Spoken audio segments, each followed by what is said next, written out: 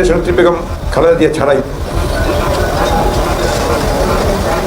Sorry আপনারা একটু বন্ধ করেন।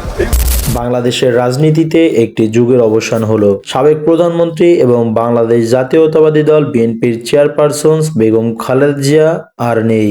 আজ 30শে ডিসেম্বর মঙ্গলবার ভোর 6টায় রাজধানীর এবারকেয়ার হাসপাতালে চিকিৎসাধীন অবস্থায় তিনি শেষ নিঃশ্বাস ত্যাগ করেন।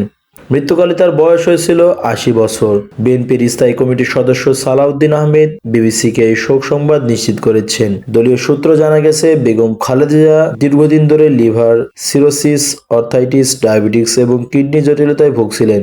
সর্বশেষ গত 1 মাস ধরে হৃদরোগ ও নতুন করে নিউমোনিয়া আক্রান্ত হয়ে তিনি এবারকেয়ার হাসপাতালের সিইউতে নিবিড় পর্যবেক্ষণে ছিলেন। মৃত্যুকালে তার শয্যায় উপস্থিত ছিলেন বিএনপির ভারপ্রাপ্ত চেয়ারম্যান তারেক রহমান, স্ত্রী জোবাইদা রহমান, নাতনি জাইমা রহমান এবং বিএনপির মহাসচিব মির্জা ফখরুল ইসলাম আলমগীর সহ পরিবারের ঘনিষ্ঠ সদস্যরা।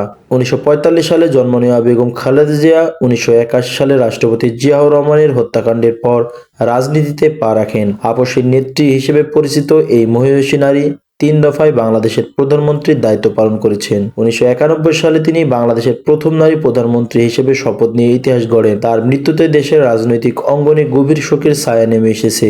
এদিকে প্রিয় নেত্রীর মৃত্যুর খবর ছড়িয়ে পড়ার পর থেকে রাজধানীর এবারকেয়ার হাসপাতালের সামনে কয়েক হাজার নেতাকর্মী ভিড় করেছেন। নেতাকর্মীদের কান্নায় সেখানে এক হৃদয় বিদারক পরিস্থিতির সৃষ্টি হয়েছে। শীঘ্রই জানাজার সময় ও দাফনের স্থান ঘোষণা করা হবে।